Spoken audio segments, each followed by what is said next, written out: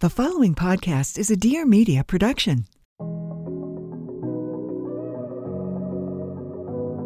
Hi guys, welcome back to the show. Today's episode is with a very special guest, Emily Scott James, who is someone that I've been following on social media for what feels like years. But as I learned in today's conversation, apparently she's only been at this for less than 6 months. And in just this short period of time, she has built a community of over 650,000 followers on Instagram alone, sharing just the most delightful, joyful videos of her dancing and not taking herself too seriously, candid motherhood moments, humor. She has this one series that I am obsessed with where she's like she has these twin daughters and she's washing her daughter's hair in the bath and talking to them as if she's at a hair salon, and it's hilarious and clever and just so cute. She got her start back in the dance world. She was on So You Think You Can Dance. We talk a lot about that chapter of her life and how she really transformed in the past year from being a corporate girl, having a full-time job, to kind of embracing the chaos of motherhood and getting back into her dancing roots and finding her confidence again and starting to show up online. And what an amazing job she's done developing her personal brand in such a short period of time. In today's conversation, we dive into almost everything about her recent changes in her life, from, becoming a mother to the pregnancy she went through, entering a new career in social media, getting management. We kind of treat this like a standard sex, money, mental health episode where I do ask her a little bit about sex and money, topics that if you follow her, she does not talk about on social media. And she definitely expressed her boundaries and expressed where she felt uncomfortable. And it was exactly the type of interview that I love having on this show. Emily's joy and positivity truly jump off the screen. If you don't know her, you will fall in love with her after this conversation. The two of us together, I feel like we have obviously many differences in our life, but also many similarities, especially given the stage of life we're at, our outlook on a lot of things. And we also have some eerie similarities with our family setups and our husbands. And you'll hear it all in today's conversation. To me, it just felt like a fun chat, meeting someone who I've been admiring from a distance. So without further ado, here is my chat with Emily Scott James. I literally was just looking back at our messages and I was like, I messaged her right before I was having my son to ask about Maddie. Oh my gosh. Your night nanny, like years ago. Wow. And because I was following you for so long, which was wild. Were you a content creator then? No. I was working in medical device marketing. Wow. Your whole life has shifted immensely in such a short period of time. No, it really has. It's kind of crazy. It's probably since last September, almost a year. I feel like the past year has been whirlwind for more than one reason.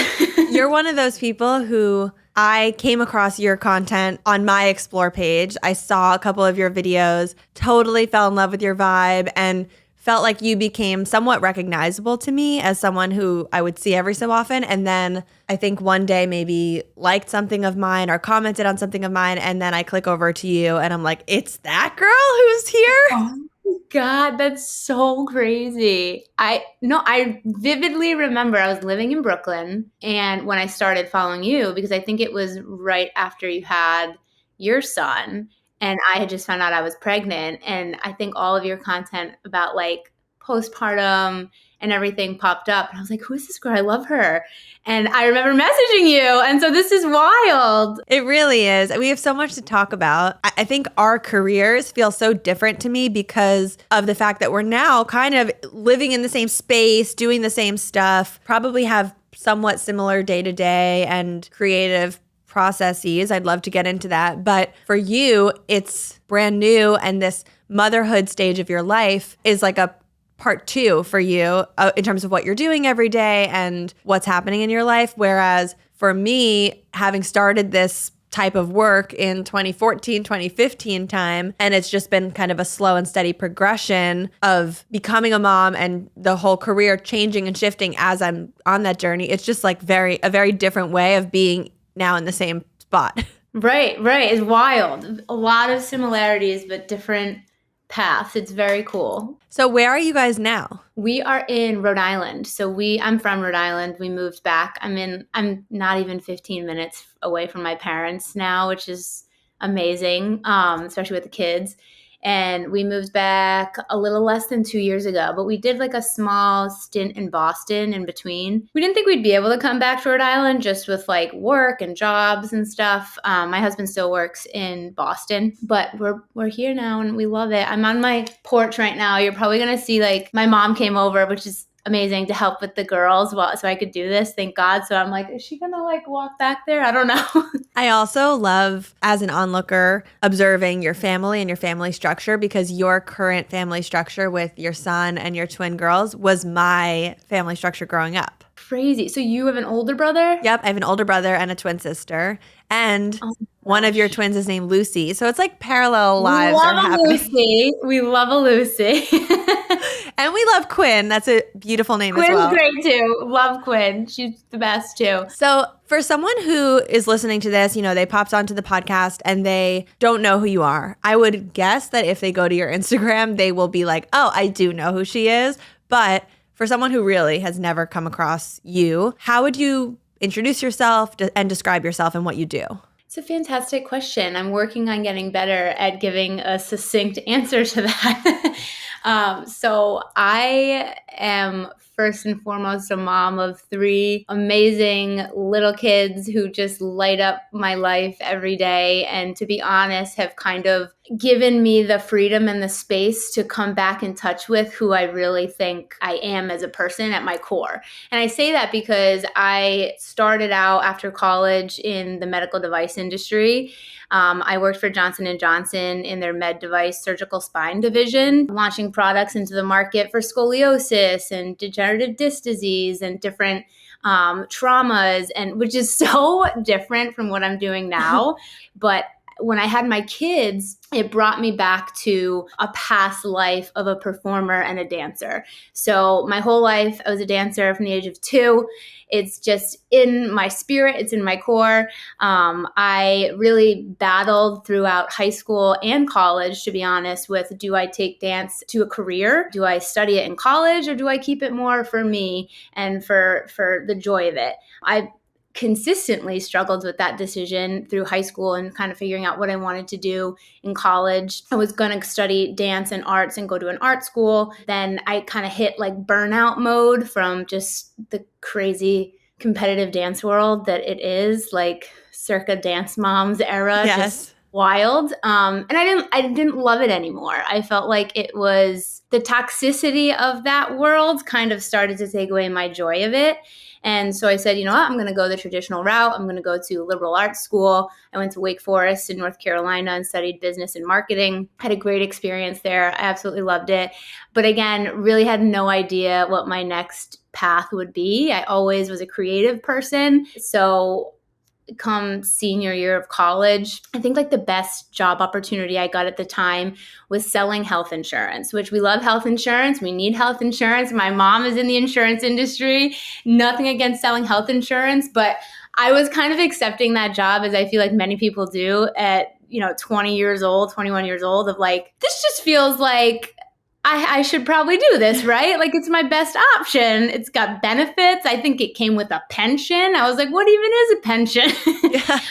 So I accepted that job. And then in tandem, the show So You Think You Can Dance was coming on for their 11th season, which was like a dream show of mine. I grew up watching it with my mom since I was really little. And my mom actually encouraged me to audition for the show. And I ended up right before graduation making it on to their season 11 of So You Think You Can Dance, which again, I'm no against the health insurance. But I was like, I'm going to pause on that job and go live a dream for a little bit.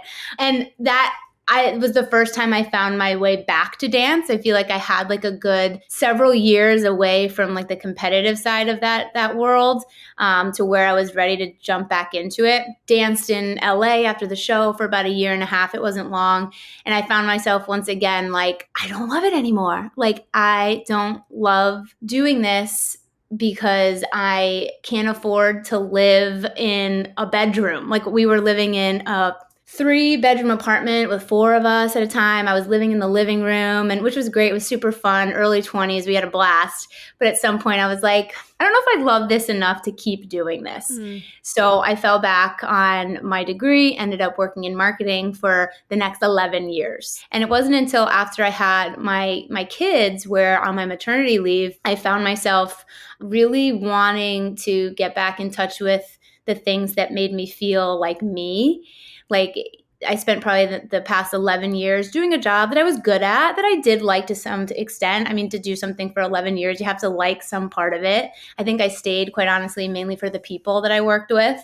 But then when you have kids, and I'm sure you know this, like your entire perspective on things shifts. You reprioritize everything in your life, how you spend your time, who you want to spend it with. And I found myself really wanting to get back to dancing again. So I started doing things with my kids, dancing in my kitchen, dancing in my living room. But then my maternity leave after my first was up, and went back to work and went back to that job. And I wasn't really dancing again. Fast forward, I had my girls.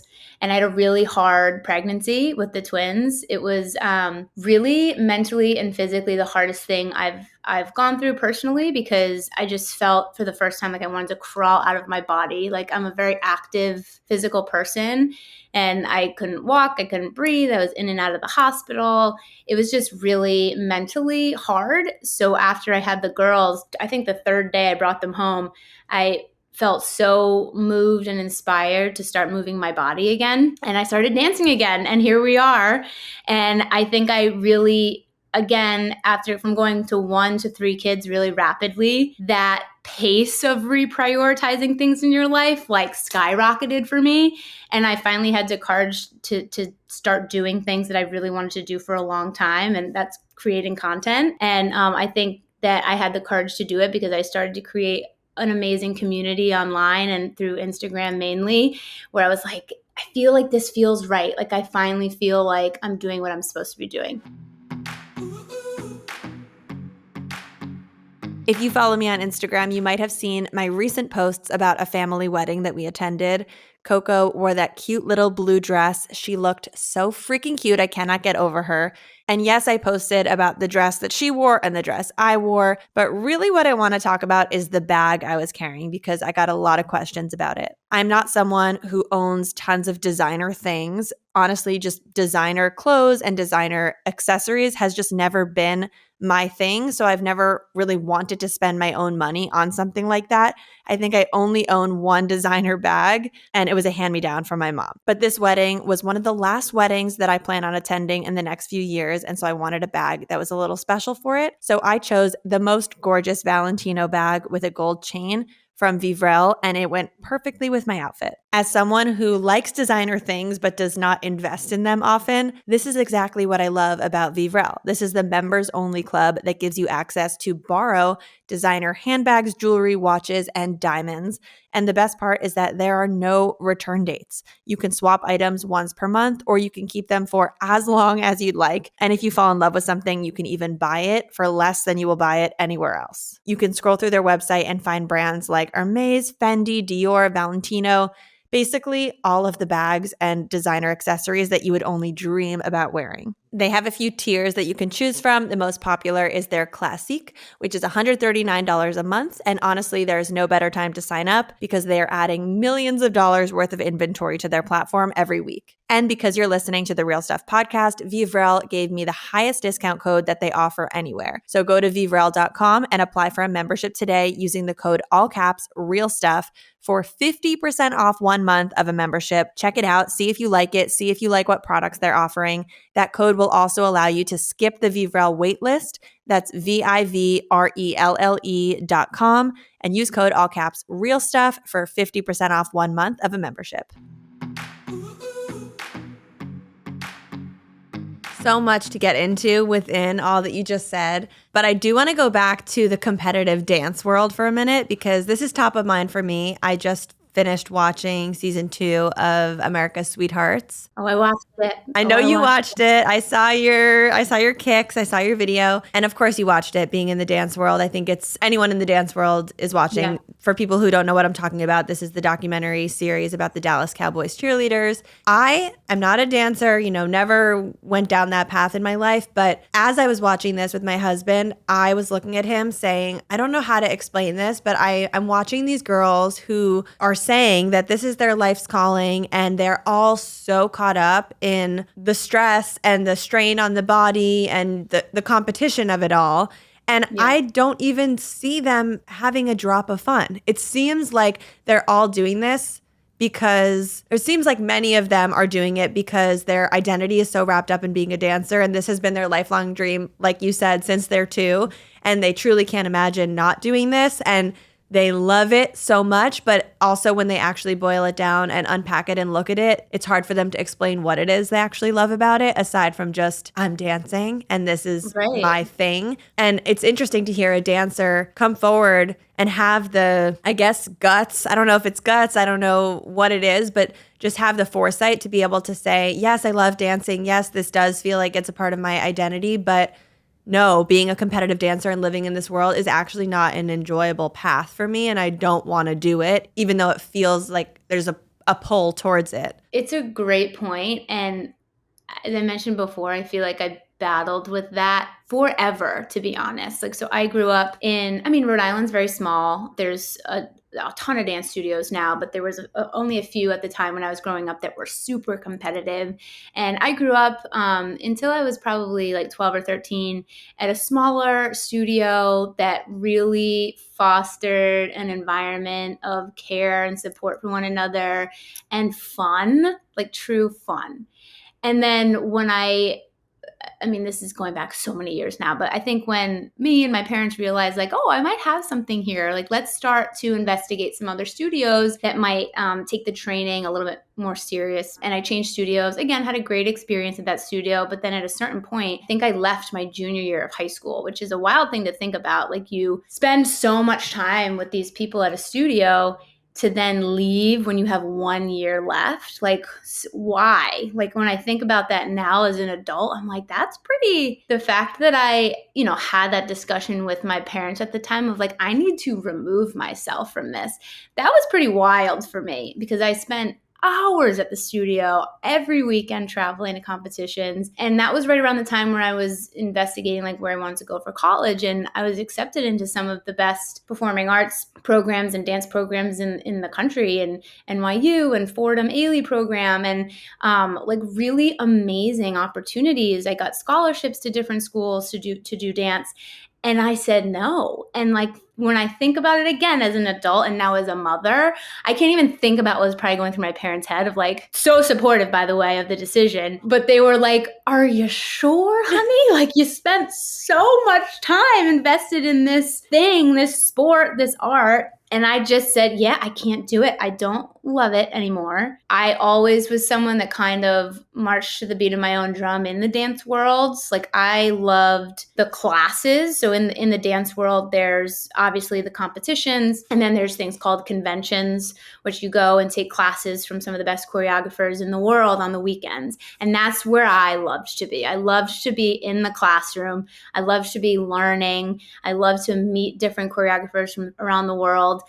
Doing a 2.5-minute solo on a stage every weekend was not really where my heart was. But that's where a lot of the recognition and awards came in. So you get this like complex of like, oh, I won. That's great. Like I should probably be like happier about this, but I just wanted to be in a classroom. But when I like reflect back on the next 10 years of my life, I found myself in that scenario several more times of like, I just became a contestant on a dance show that I watched my entire life with my mother. Like, this is incredible. And I went in so excited because I stepped away from dance for a while.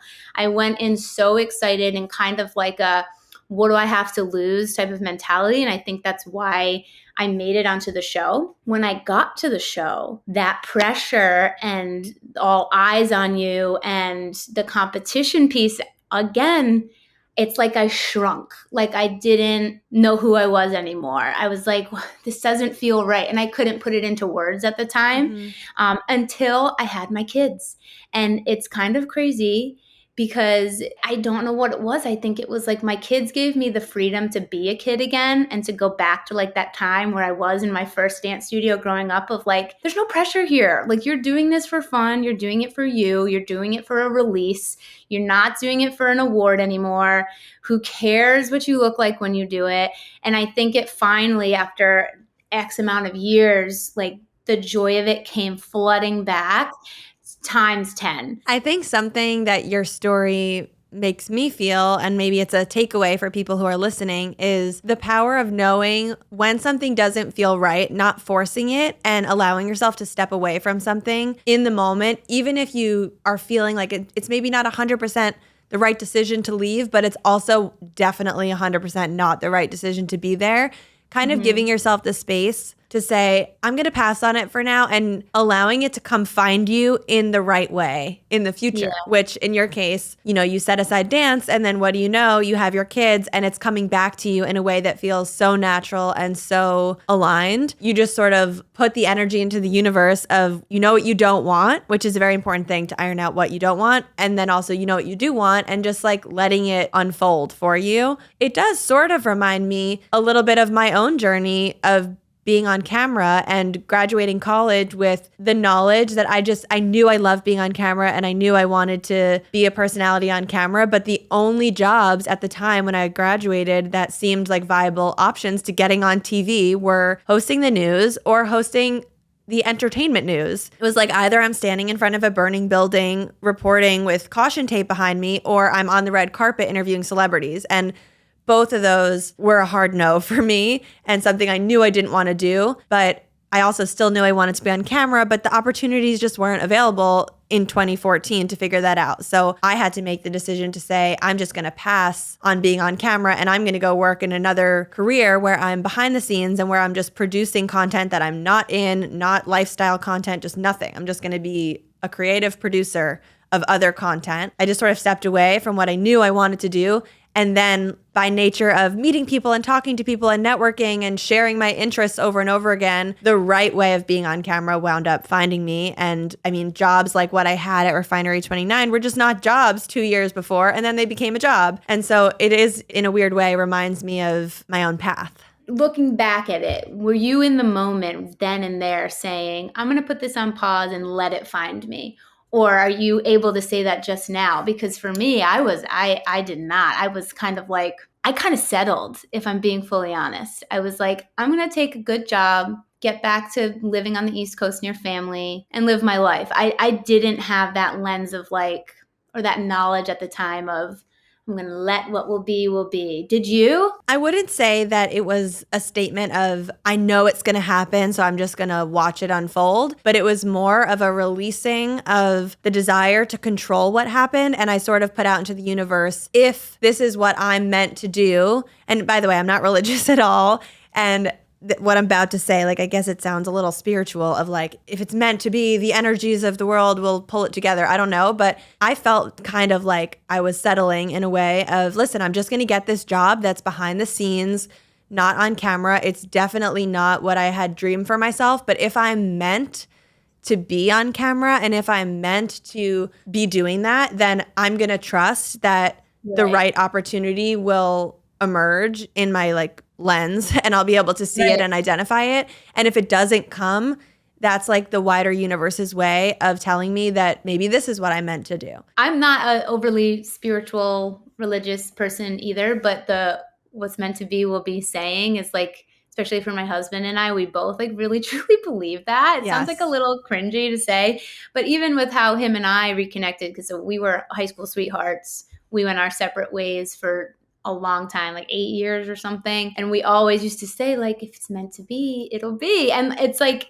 that saying in my life has kind of been very true in many ways. So again, I'm not overly spiritual either, but I very much believe that. We have so many parallels. Do you know that I'm a high school sweetheart too? Stop it. Yep. Get out. I did not know it. Yep. Yes. Ow. And you know, ours was a little different in that we stayed together the whole time. We were long distance. We went to different colleges and we stayed together, but we did also, even while we were together, we had the approach of kind of like what's meant to be will be. And we very much, we just talked about this last night, actually. We were out to dinner with another couple and they were asking us how we stayed together for 5 years, long distance in college.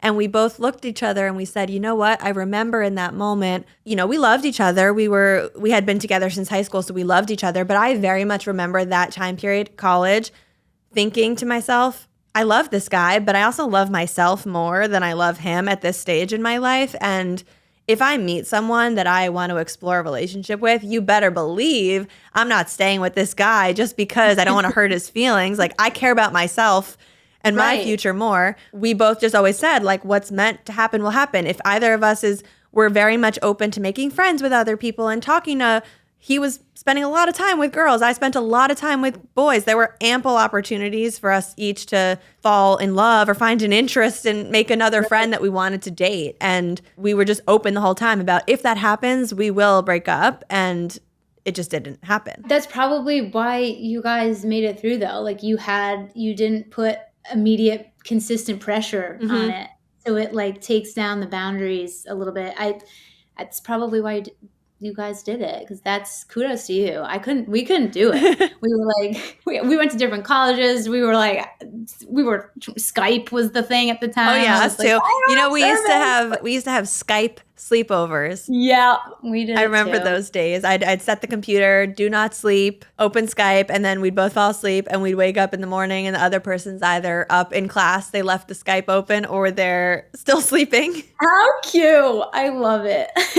So cute. Okay, so back to your story of going from you're working in marketing and then you have your first kid, but then you go back to work. I'm not fully aware of the timeline of your social media progression. You now are, you almost have 700,000 Instagram followers. Did this whole thing start after you had your twins, or did it start with your son, Bo? Mainly after my girls. So after So You Think You Can Dance, I had like a small following from the dance world. I think I sat at about like 30, 40,000 for like over a decade. And they were all through the dance world. And then my life took a turn and there was no more interest to follow me because I wasn't dancing anymore.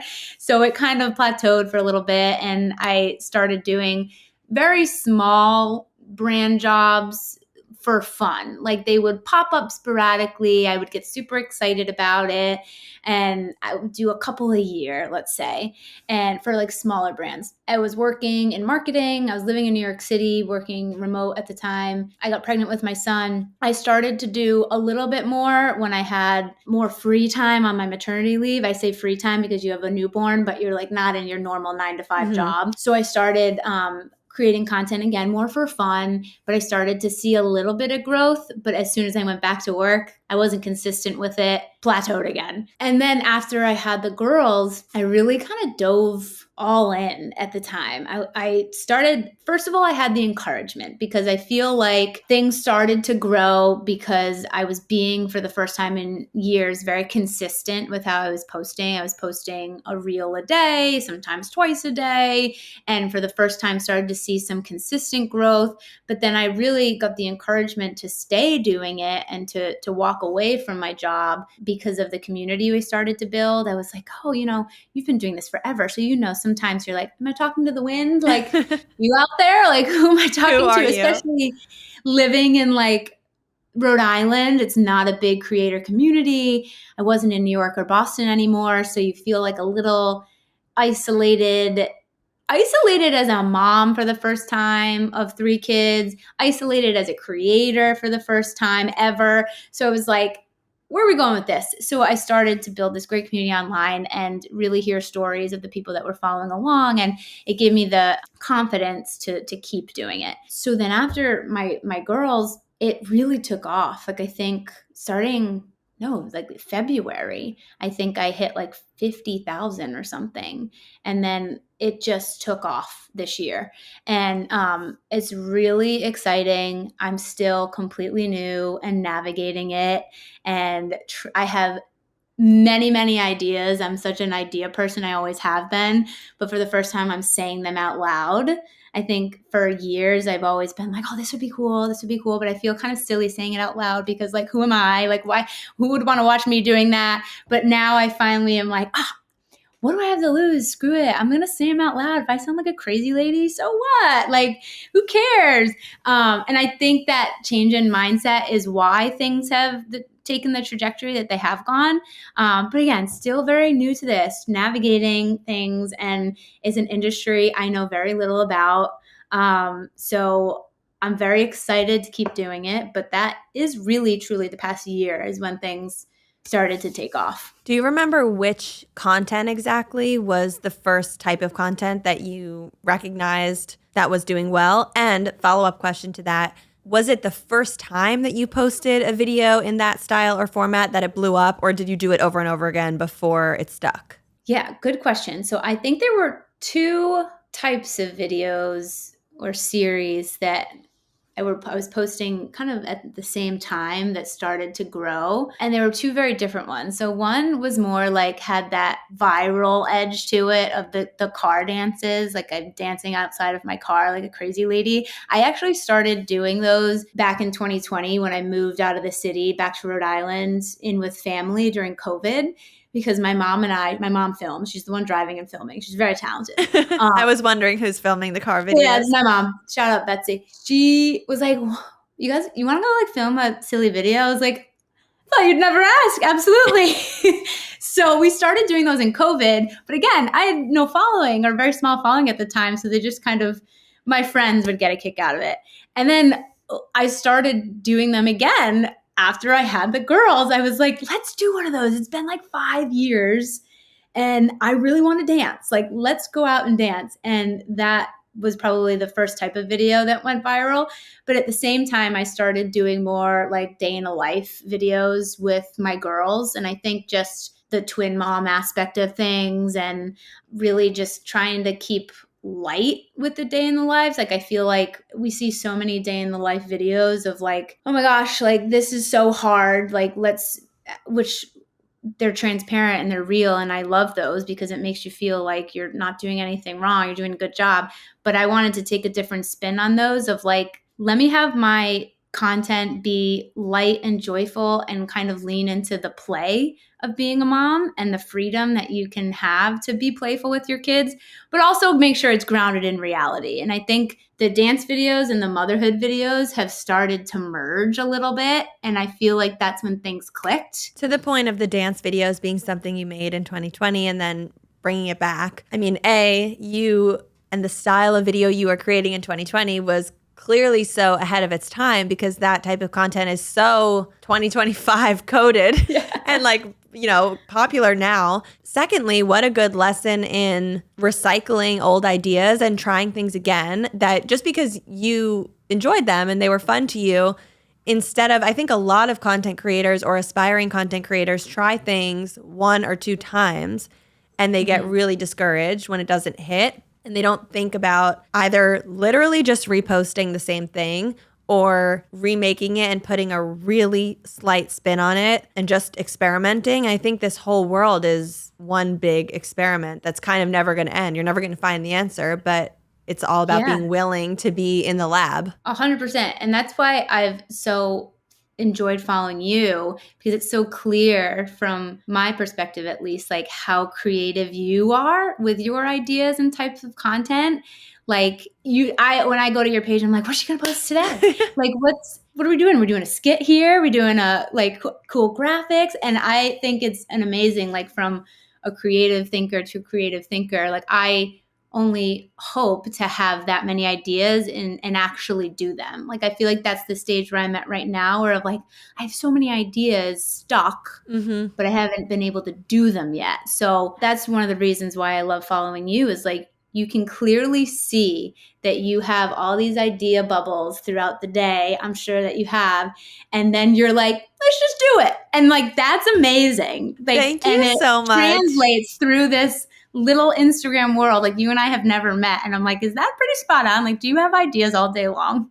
Thank you so much. I really appreciate it. It is the case. sometimes to a fault, sometimes in the middle of the night, sometimes in the shower, and I'm just jotting them down. But what I will say to caveat that, because I would describe right now my content as having somewhat of no niche.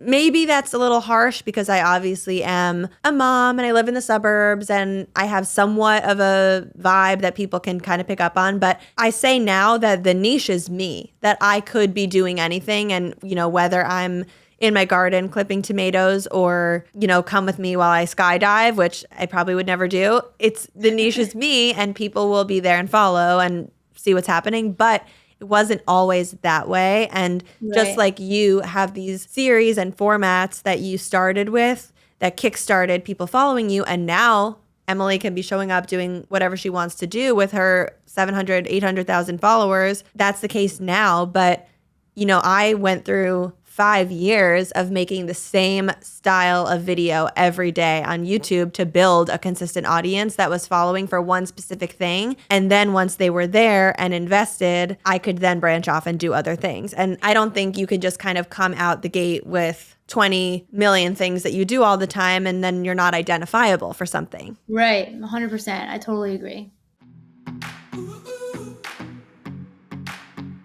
My favorite kind of movie to watch is a love story. And not just a love story, but a love story that totally takes your breath away because the love is impossible. Imagine finding the person who you are meant to be with in the very place that is designed to destroy you. Imagine choosing love when everything around you is filled with hate. Imagine everything is designed to strip away hope. That's not just romance, but that's survival and destiny. And that's exactly what you feel when watching Bao, Artist at War. The film opens September 26th, and I want you to visit baomovie.com to see the trailers. This is the type of movie that stays with you long after you watch it. Yes, it's a Holocaust story, and at its heart, it's about love, the kind of love that keeps you alive. Josef Bao wasn't just a prisoner in a Nazi concentration camp. He was an artist, a dreamer, and a man who risked everything, not only to help others escape, but to keep love alive. And then there's Rebecca, whose courage truly matched his own.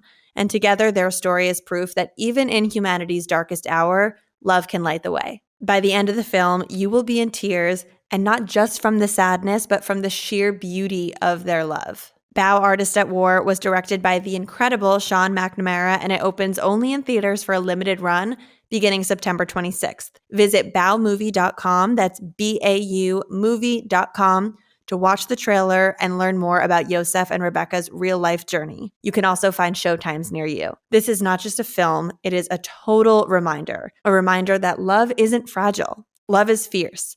Love can outlast even the darkest days, and Josef and Rebecca's story proves that. At what point in your content creation, I'm trying to decipher for you what came first, the chicken or the egg? Was it you started posting and the reception was great and that gave you the courage and the drive to keep going? Or was it you're posting and you don't care how it's being received, but you're just having so much fun that you want to keep it up? I think it was a little bit of both, and I'll try to explain the best way I can why. It was definitely the content being received well for the first time ever that gave me the excitement to keep doing it. But then the courage to walk away from my corporate job really came down to what the hell, let me try to dive all in so that I can have a more flexible schedule to be with my kids. And to be honest, like going back to work, my husband still commutes to Boston every day. Like he's got crazy hours, and so me trying to like put my corporate hat back on of like, how am I going to manage this schedule and feel like happy? But at the same time, I want to make sure I am working in some capacity, because that's always something that's been very important to me. I think because my mom modeled that for me. She kind of always encouraged me to have an identity outside of motherhood. And that doesn't have to be in the workplace. It doesn't have to be at work. But to have something for you outside of the amazing things of being a mom that keeps you so that you can be the best version of yourself for your kids. And that has always been top of mind for me. So I think like for a long time, my identity was wrapped up in my corporate job. outside of being a mom. I was like, well, I need to do something outside of hanging out with my kids. Like, that's the hardest job in the world. Fully can say that with confidence, especially now. But I was like, I got to keep working for that reason.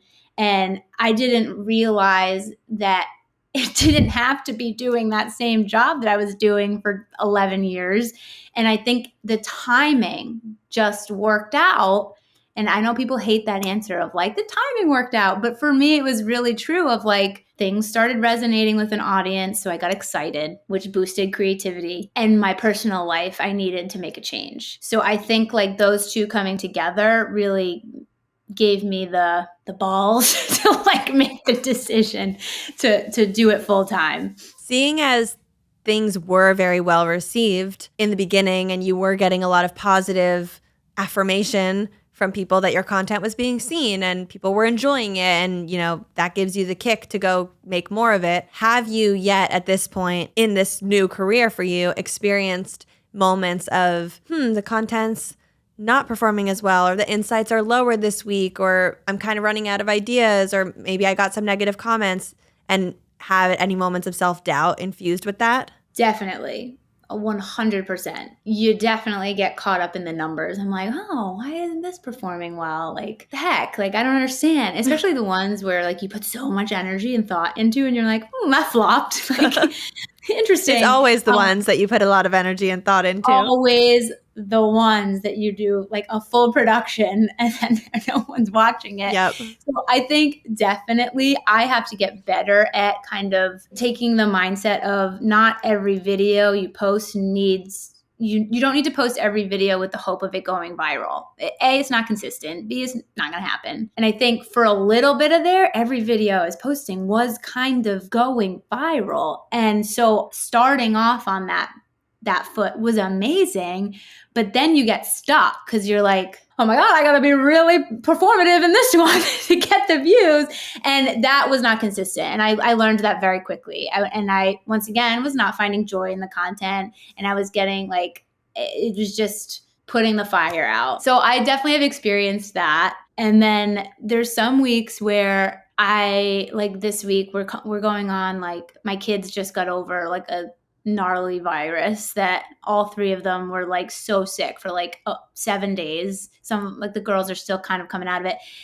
And I was just so exhausted that I just couldn't post and I couldn't do stories. And then now I feel like I'm starting over again to get like the views up because it's like, oh, Emily was absent for a week. We have to start over to get the thing. So now I'm understanding that too of like, where's the balance of, I need to be present with my kids. They need me. I'm sick. But at the same time, I just put all that work in to get the engagement up. And now it's plummeting because my kids were sick. And what about moments of, especially with your day in the life content and picking up the camera and feeling the pressure to, oh, I should film this moment, or this would be a good clip in my content, but maybe I don't want to film, or maybe my kids are sick.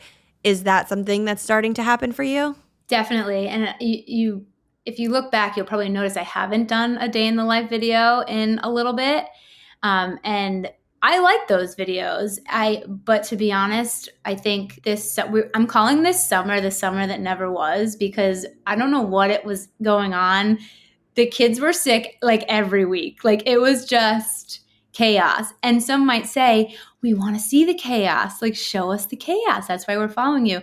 And then that's like where I do have a good, like my mentality of like, I do have a good boundary of knowing when like, I can't show you the chaos because I can't handle another step in my own chaos. And I'm fine saying that. And I think like I do get messages of like, well, show us how you manage how sick they are. I'm like, no one wants to see that. Like, and I can't handle it. So we're going to do something else this week for content. So I think like I'm starting again to learn like my own limits with sharing and when, and I'm sure that will come with time too. And as the kids reach different stages, Just to respond to something you just said there about how you maybe feel like you don't get a lot of negativity, or at least not negativity that you're looking at or acknowledging. I see your content as just being so lovely and just Thank you. positive without like objectively positive content that even someone who is going through a lot in their life and might have reason to be triggered by your content would maybe even just see it as lovely content that they should be getting more of in their life. I find that there's very little negative to say about someone like you. You really just do bring sunshine and your authentic self to your content, and that's something I really admire about you. And I think that like it kind of goes back to this earlier discussion we were having about somewhat believing deeply in ourselves and manifesting things for ourselves without saying it. I think you and I have this like similar thing that I want to call out, but I feel like what I'm noticing in you is glass half full mentality about most of life. Thank you. Thank you. I really see it, and I think it's a mindset that almost anyone can adopt if they want to. But the way that I find this manifesting for me in my life is with if I've ever had a rejection or something I really wanted didn't come to fruition, I pretty much immediately, maybe I'll be upset for 2 minutes. And then I'm pretty much immediately like, I think I just dodged a bullet. That probably wasn't meant to happen for some reason. And whether or not that's true, it's just this perpetual optimistic outlook of I trust things will work. So if something's not working right now, there's got to be a reason for it that I don't know about yet.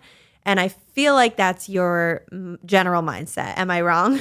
No, first of all, thank you so much. I really appreciate everything you just said. I am a glass half full person. I always have been. I think even if you were to ask my parents, like not to take us too far back, but they were always like I was bullied in middle school. Like the girls were mean. And I was happy. I loved going to school.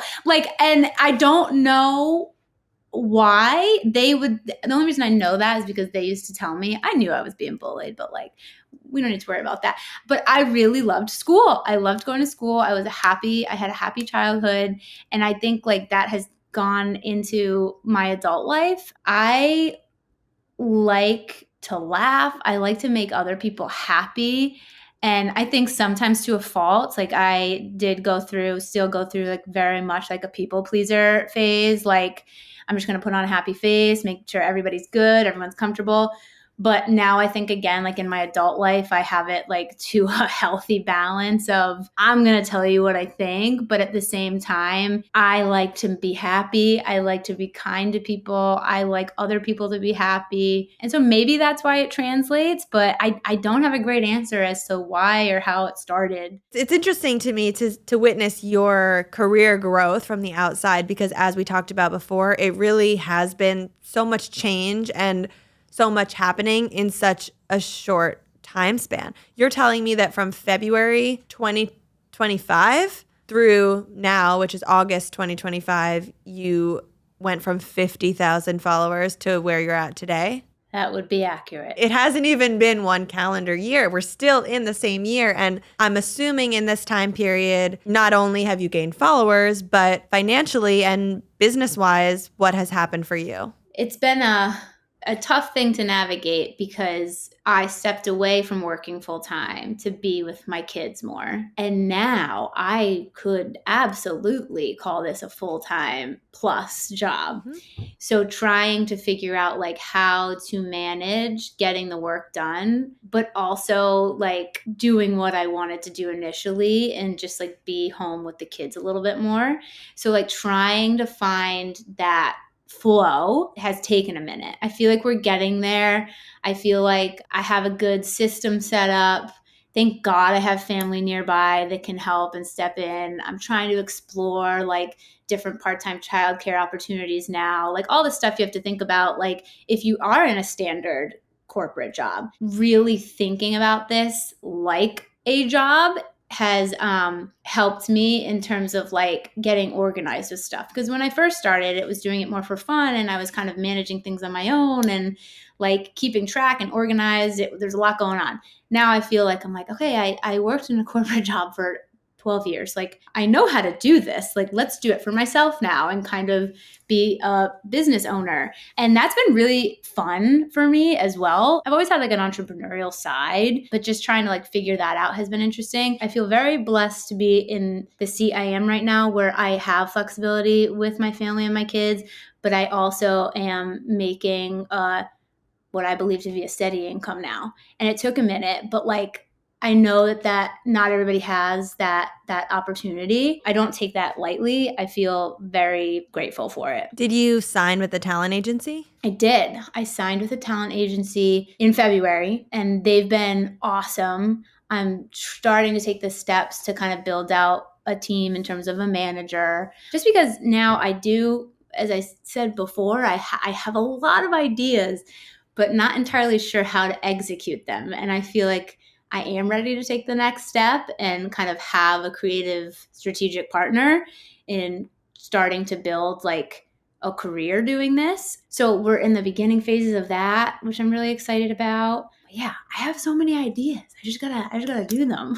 I would love to hear about your ideas. Maybe we can offline about them because you don't have to share them with the world. But Yeah. I want to know about, on this podcast, we talk a lot about money, and sometimes I ask my guests personal financial questions that some guests answer and others say, oh, I don't talk about that online, or they have sort of a boundary around it. But are you comfortable talking about money? Yeah, I say I'm comfortable talking about money because like I can confidently say, and I'm proud to say, I'm making more money now than I was in my corporate job. And to be honest, I'm still kind of trying to like do the finances myself to understand and to be able to talk more eloquently about it.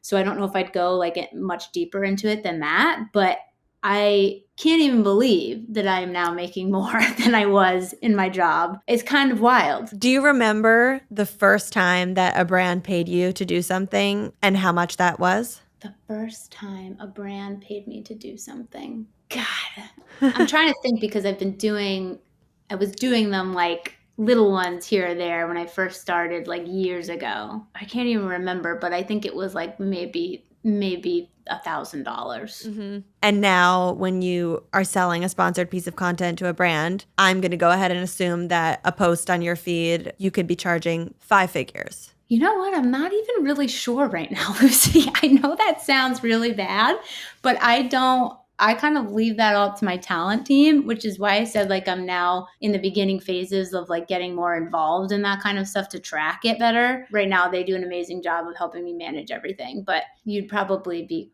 correct in that. I guess this is a weird question, but do you want to be involved in that, or are you uninterested in that? And the reason I ask this, I don't know, it's a hot button topic for me right now, thinking about the entertainment industry and talent and all of the people around the talent that help the talent, but also monetize off of the talent. And, in my own experience with different avenues of my own business, I've had some recent experiences of feeling not quite taken care of by the people that are working with me. And I'm not referring to my management company. I love my management company. There's been another area of my business that I've felt a little bit not protected legally with things. And I also just watched the Billy Joel documentary on Netflix and had no idea that he had a manager, potentially a producer, I don't know who was not paying him his proper money. And then Billy, because of what he signed contractually, was unable to disentangle himself from this person. And this person wound up earning a quarter of Billy's record sales for the first 10 years of his career. Wow. And Billy Joel was one of those people who was like, I'm not in it for the money, I'm in it for the art, and realized way later in his career that, wait, I'm selling out Madison Square Garden and I have no money. Where's all my money going? Everyone's taking his money. And I'm curious for you as a person, maybe you are more all about the art and the joy and the dance, and the business side of it, the entrepreneurial side, is sort of pushed aside. But I wonder your thoughts on all that. Yeah, no, it's a great point. I think it's something where I am new to this industry, and I don't have a manager right now, and I love my talent agency partners, and I've been very upfront with them on like, I need to be educated on this industry. My own research, But then also, if you could provide me some guidance, that would be wonderful. And they have been great. And I bother them with 10 million questions all the time because it is like uncharted territory for me. And I don't like the feeling. Like, I like to feel like I am in control, know the questions to ask. Even when taking the steps to like look for a manager, I'm like, it was the first time ever I was like, I don't know the right questions to ask. Like, this is so new to me and I didn't like the feeling. So I think, and it is an interesting industry where you're like, well, where do I go to get the answers on what to ask? Especially like not having a lot of friends in this space to like chat with about it, especially living like in Rhode Island, not having a big creator community around. You're kind of left with the like, am I doing the right thing? Like, am I asking the right questions? So it's something that I am like actively trying to educate myself on. And it's something where I was burned in a past job about not speaking about salaries transparently and not asking for what I deserve, just pretty recently, actually.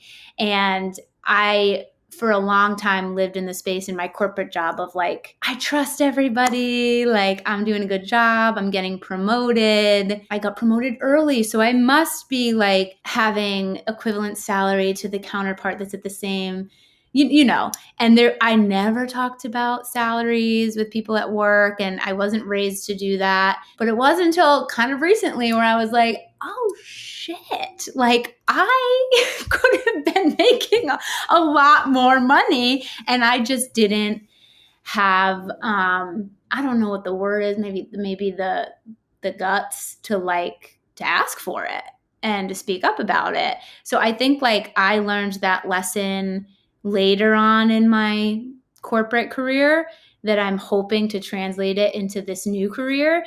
It's just I am in like a very much a research mode right now and like trying to get educated, trying to like what does a manager do versus what does an agent do?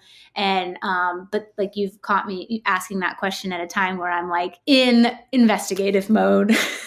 I love it. We all need a good investigation period. And, I definitely don't know everything about the industry. And I'm, just in my own little corner doing my own thing. But please let me know if there are any questions I can answer. I would always be transparent with you, both on and off the camera about any questions you have. So, no, thank you. I will probably take you up on that. If you were forcing me to list off my top 5 baby brands, there is 100% certainty that Magnetic Me would be on that list. This is the clothing brand that makes those onesies and pajamas with the magnetic closures. You've likely seen them all over my Instagram. As a parent, it is such a time saver. And for kids, the fabrics are so soft and the patterns are so cute. Now that Milo is back in school, our mornings feel very hectic around here. And that makes me even more grateful for these clothes because the easy-to-use magnetic closures make getting Coco dressed so quick, and they even have the cutest toddler clothes for Milo too. And it's like the types of clothes that you put on that have a little magnetic closure in the back, which is a Montessori-inspired outfit that makes getting dressed himself a lot easier for him. And I didn't even mention the adult clothes. I think a lot of people don't know that Magnetic Me has adult clothes, but I wear their pajamas myself pretty much every night. They have family matching prints and more. Honestly, this brand has saved me so much time as a parent, and now I get to spend that time doing things with the kids that are more meaningful than struggling to snap snaps and button buttons. This is my go-to gift for all of my friends who are new parents. I have told everyone I know about this brand because they're seriously a game changer. No more zippers, no snaps, no frustration. Even when Coco is extra squirmy, I can get her dressed in seconds and the magnetic closures just snap shut themselves. Plus, the prints are truly adorable. I love that they offer options from newborn sizes with the footies all the way up to the convertible footies once they start walking, 2-piece pajama sets for bigger kids, and of course, as I mentioned, real clothes and adult clothes. If you haven't yet ordered from Magnetic Me, now is the time. I know you're going to love them as much as I do. If you're a parent or if you're shopping for a parent, please head over to magneticme.com. And if you're a new customer, you will get 15% off your first order. That's magneticme.com. And if you want to find my favorites, go to my Instagram stories highlights and look through some of my recent highlights. I'm sure I've linked them there. Pivoting to another big topic that we frequently talk about on the show, and I have no idea where your boundary lies on this one. Sex and relationships. Why did I know you were going to ask me about this? I don't know. You know, we love sex. I was going to ask, have you ever had sex? I mean, you have 3 kids. I'm guessing you have. Yeah. This line of questioning isn't about to go down like, tell us your favorite position. It's more, I would love to hear about this relationship you had with, high school sweetheart. You break up, you come back together, and then you have kids. And we both know how much relationships change, how much life changes, and especially our identities as women, and then becoming a mom and versus being a lover and a sexual partner to someone. And you now having 3 kids, all really young, and your whole life and world is different. How has becoming a mom impacted either positively or negatively your romantic and, your sex life as a sexual being? Well, Lucie, I'm going to be honest with you. I've never talked about this publicly.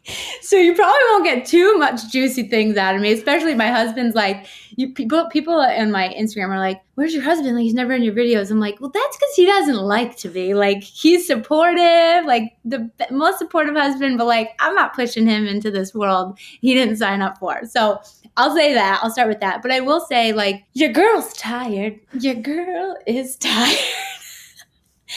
I think the pregnancy with the twins was a very hard stint for us all. I think coming out of it as well. I think truly, I'm going to pivot a little bit to talk about, like, bring dance back into this. Not to sound like cheesy, but like, I feel my best.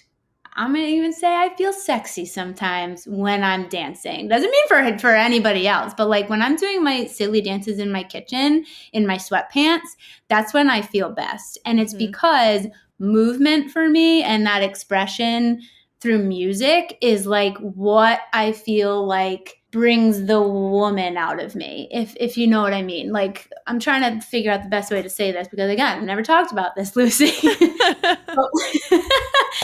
But like, I feel like even years before we had kids, I would go to a dance class here and there when I was living in New York City, and I would come home and I would just be walking different. Like, I just felt better, more confident, more excited to like just feel good about myself, feel good in my own skin. So that for me, like, the movement piece, the dance piece is kind of what like gives me the confidence, like from like a romantic side of things. But yeah, 3 kids is a lot. I'm not sure.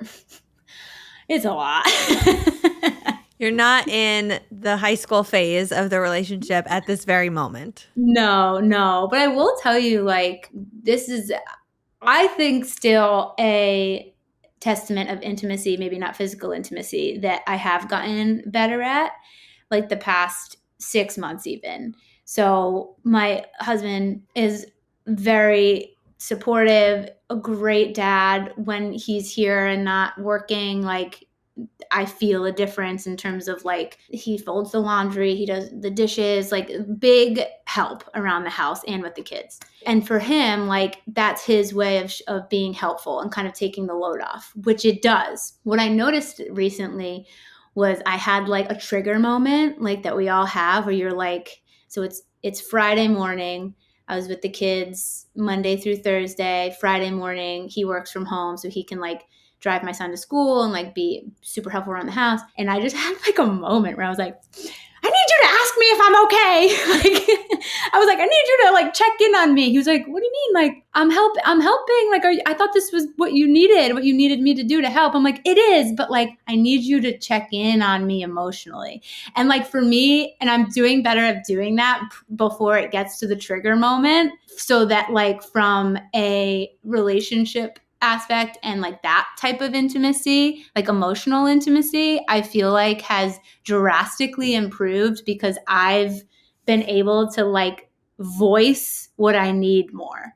And it took me a minute to do that because like I feel like we all do it, especially as moms. Like, we'll be like running around the house like sweating, and I'll be like, oh my God, I'm exhausted, and like think that triggers someone to say, are you okay? It doesn't most times. So like I've learned that, like, to take the responsibility of voicing, I need you to like just ask me how I'm doing mentally for a second, like so that I can like breathe.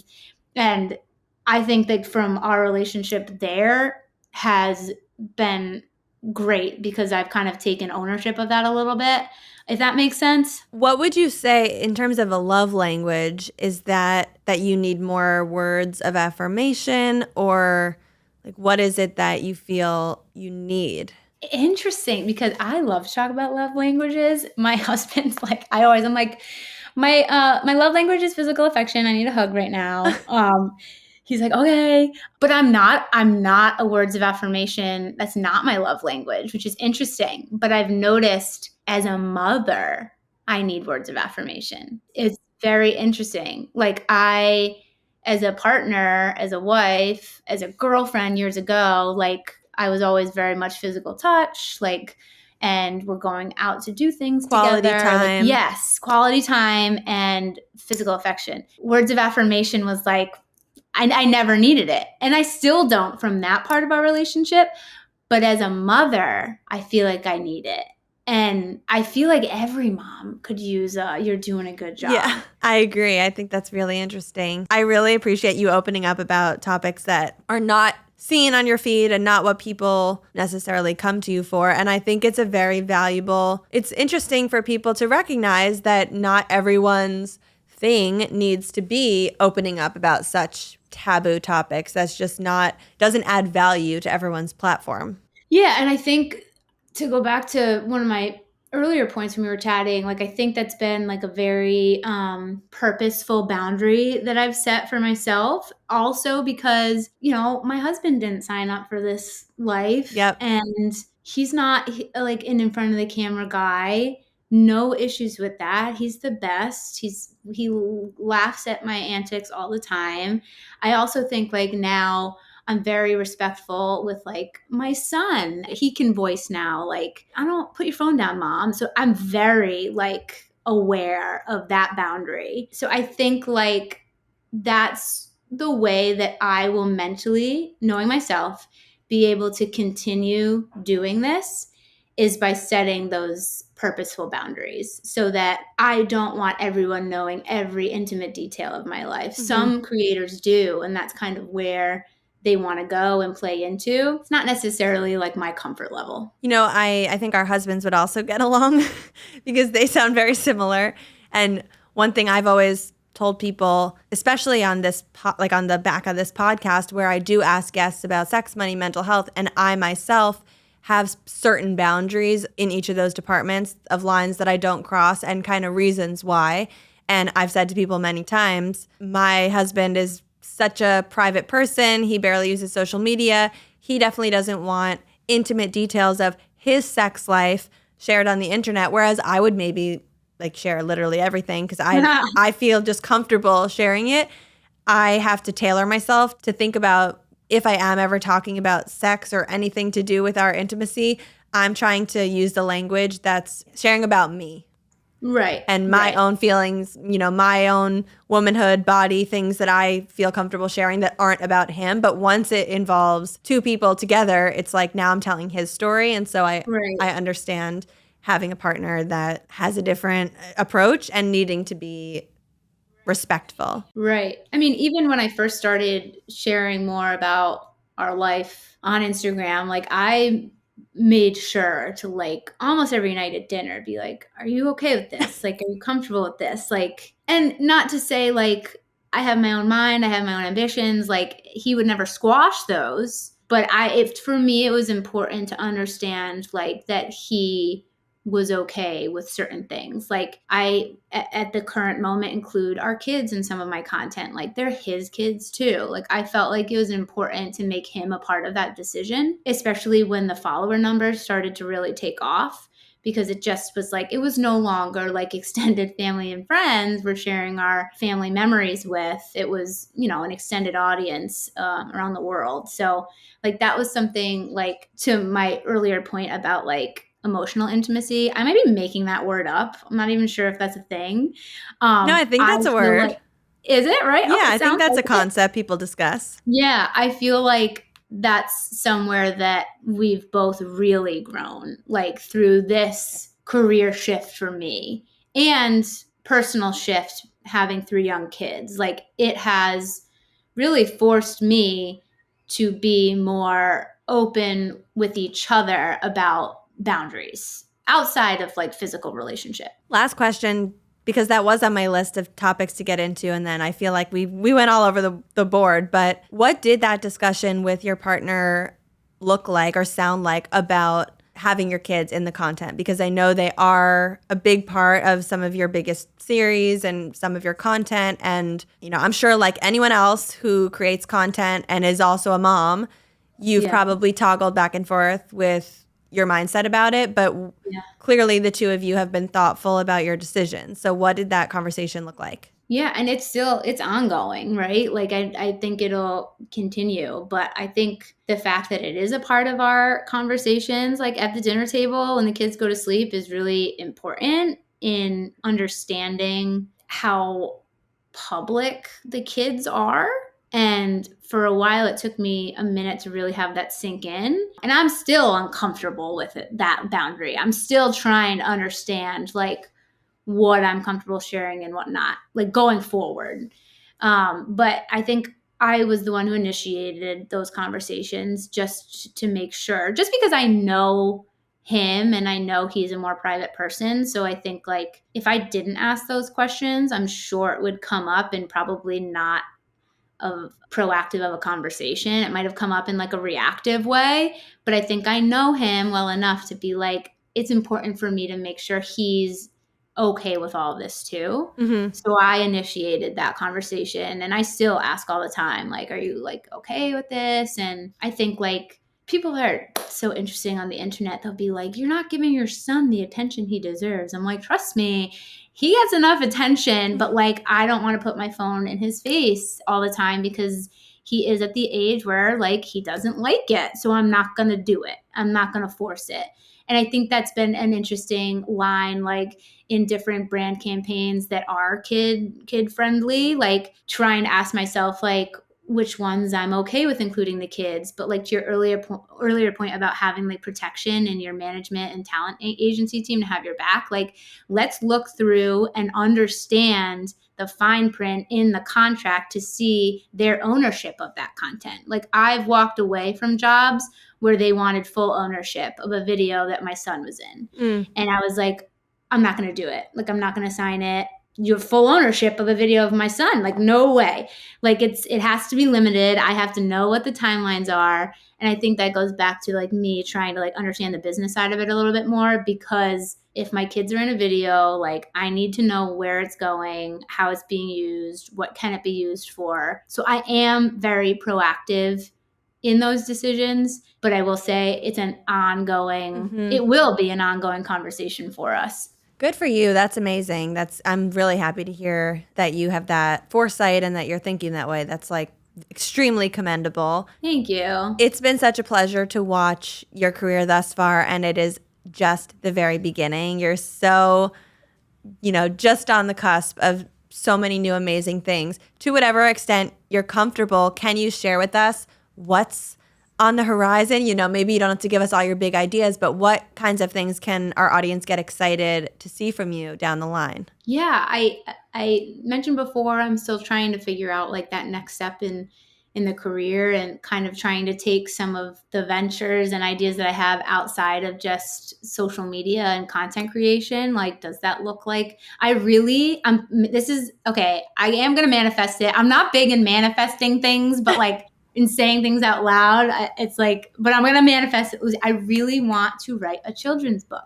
That has been like a passion project idea of mine for a while now, and I really want to do it. So I am going to manifest that and put that out there. There's nothing in the works right now. Absolutely nothing. I have many ideas for what said book will be, but there's nothing in the works. But I think just trying to get more creative with content and still continue to foster the community that we have. Because I think like that's something that I'm finding too, is when the numbers get higher, it's harder to stay connected with the people that follow you. And like, that's something that I want to make sure I try to do as much as I can. Amazing. Well, we're all rooting for you. Thank you so much for coming on the show. I will put in the show notes where everyone can find Emily and follow along. And it's been so great meeting you. You too. Thank you so much for tuning in to the Real Stuff podcast. If you're liking the show, please head over to Apple or Spotify and leave us a written review. If you're watching on YouTube, drop a comment down below and join in the conversation. And if you're feeling called to be a guest on the show, visit luciefink.com/apply and tell us your story. Thank you so much, as always, for sharing your time and attention with us, and we will see you next time on the Real Stuff podcast. Please note that this episode may contain paid endorsements and advertisements for products and services. Individuals on the show may have a direct or indirect financial interest in products or services referred to in this episode.